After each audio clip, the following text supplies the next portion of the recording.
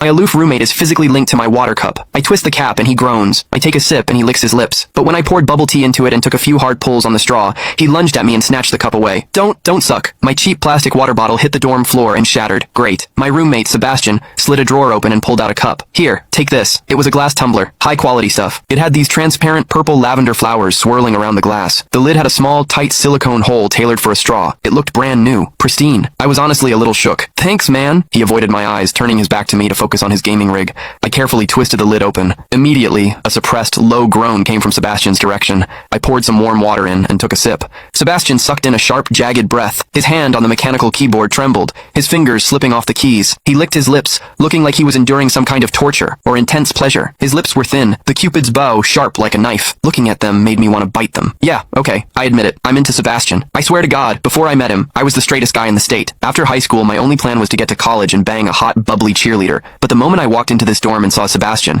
that plan went out the window. 4 years of college and he's the only one I want to mess around with. But I couldn't tell him. No way. I was terrified that if I spilled my guts, we wouldn't even be friends anymore. Because Sebastian is straight. Like, painfully straight. Only 2 weeks ago, he turned down a senior, a varsity swimmer, total stud, who asked him out. After that, Sebastian came back to the room and sat at his desk with a face like thunder for hours. The guy must be a raging homophobe. Maybe it was because the cup was a gift from my crush, but that warm water tasted sweeter than usual. It had a weirdly good aftertaste. I grabbed a straw from my desk and shoved it deep into the hole on the lid. The second I did, a strangled moan ripped out of Sebastian's throat. He bolted up and sprinted into the bathroom. Weird. We were just gaming. Why the hell did he suddenly need a shower? He didn't even grab a change of clothes or a towel. My hearing has always been too good for my own good. Through the thin bathroom door, I heard whimpery, muffled sounds. Soft, hot, suppressed. As a dude, I knew exactly what that sound was. He was jerking off. When I get horny, I usually wait until lights out and hide under the covers like a rat. But Sebastian, it's the middle of the damn day and he just goes for it? Talk about high testosterone. Sebastian is gorgeous. He's got that cold, don't touch me vibe, but his eyes are sharp, almost like a fox. He looks like a priest who's secretly a sinner, tempting as hell. I've heard people say his smile is killer,